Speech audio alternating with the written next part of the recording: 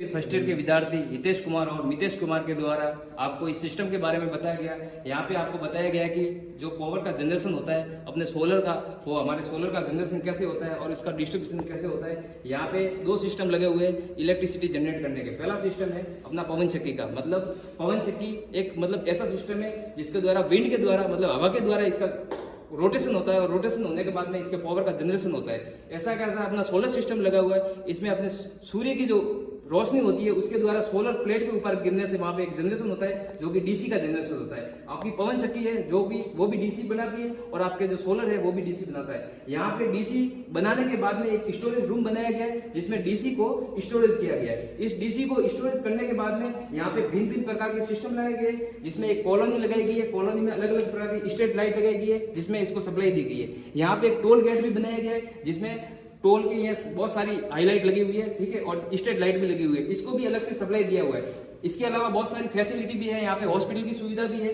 College education के लिए अगर कोई बच्चा पढ़ना चाहता है तो इस कॉलोनी का इस कॉलेज में पढ़ सकता है। इसके अलावा होटल भी है, अपने खाने पीने की जो सारी चीजें इसमें मिलती है, ठीक है, हॉस्टल की सुविधा भी है और साथ में यहाँ पे एक फैक्ट्री भी है। मतलब कि पावर जनरेशन करने के बाद में फैक्ट्री में उसका डिस्ट्रीब्यूशन होता है और फैक्ट्री से अपने जो प्रोडक्ट तैयार होता है, जो प्रोडक्शन होता है, उसको बाहर भेजा जाता है। तो ये इसके लिए बहुत बेनिफिट है। और यहाँ पे एक अलग से और सिस्टम बताया गया कि यहाँ पे काम करने वाले जो भी लोग होंगे, इस कॉलोनी के अंदर जो भी रहने वाले लोग होंगे, उनको सारी सुविधा मिलेगी। साथ में उनके जो छोटे बच्चे होते हैं उनके एजुकेशन की प्राप्ति होगी और साथ में उनके खेल कूद के लिए कुछ गार्डन वगैरह लड़कों ने ये भी बनाया गया है, ठीक है, जिसमें झूला वूला लगा हुआ है। इसको भी अलग से डीसी के द्वारा पूरा रोटेट करवाया गया है। तो अपना सिस्टम है जो कि पूरा डीसी पे काम कर रहा है, ठीक है। तो इन धन्यवाद देना चाहूंगा इन दोनों छात्रों को जिन्होंने इतना बढ़िया प्रोजेक्ट बनाया और मैं इनको उज्जवल भविष्य की कामना करता हूँ कि आप ऐसे ही आगे बढ़ते रहो, ठीक है, और अपने लाइफ में सक्सेस पाओ।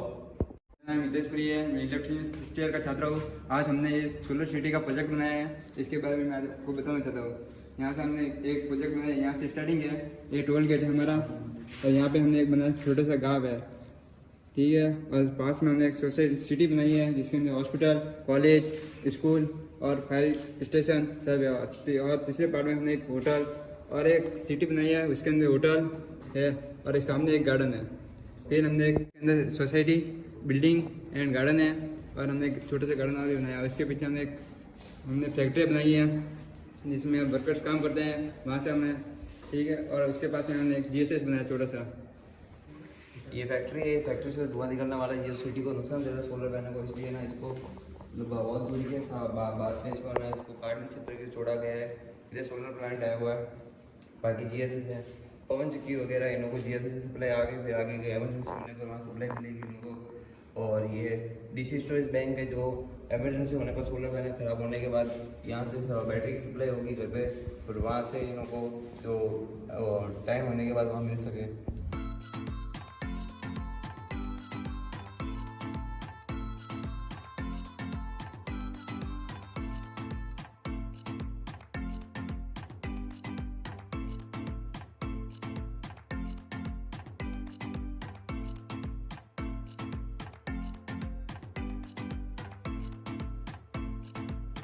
के विद्यार्थी भरत मीणा और रंजित, इन्होंने ये प्रैक्टिकल बनाया है। इस प्रोजेक्ट में पवन चक्की के द्वारा पावर का जनरेशन हो रहा है। यहाँ पे इन लोगों ने दो पवन चक्की लगाई है, इनके रोटेशन के आधार पर यहाँ पे पावर का जनरेशन हो रहा है और पावर जनरेट करने के बाद में इन्होंने पोल के थ्रू इनकी सप्लाई एक घर के अंदर डिस्ट्रीब्यूट की है। यहाँ पे एक लैंप लगा हुआ है जो कि आपको दिख रहा है। ऐसे ही अपन बड़ी बड़ी पवन चक्की बड़े बड़े स्थानों पे लगा के पावर का ज़्यादा से ज़्यादा जनरेशन कर सकते हैं। ये डीसी के ऊपर आधारित है पूरा प्रोजेक्ट।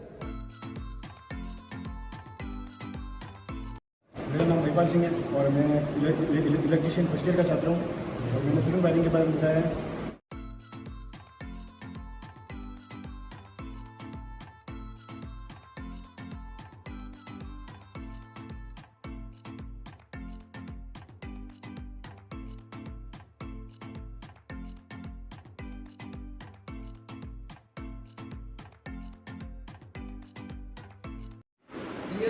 आज देखते हैं गोदाम वायरिंग कैसे काम करते हैं, इसका वायरिंग कैसे होती है। मेरा नाम प्रदीप पांडे घोष और मैं इलेक्ट्रिशियन फर्स्ट ईयर का छात्र हूँ और देखते हैं अपनी गोदाम वायरिंग कैसे होती है। जब हम किसी गोडाउन में घुसते हैं तब हमारा जो कंपार्टमेंट होते हैं अलग अलग कमरे होते हैं। ये मान लीजिए कि ये सभी अलग अलग कमरों में हमारे लैंप और स्विच लगे हुए हैं। ये पहले लैंप और स्विच पहले कमरे में चालू कर दिया हमने कमरे के अंदर जाते ही, और दूसरे कमरे में जब प्रवेश करते हैं तब चालू करते हैं तो ऑटोमेटिकली तो पीछे वाला कमरे का जो लैंप होता है वो बंद हो जाता है, जिस वजह से हमें वापस पीछे जाने की जरूरत नहीं और पीछे जाकर बंद करने की जरूरत नहीं। इसी प्रकार हम आगे बढ़ते जाएंगे और लैंप शुरू होते जाएंगे।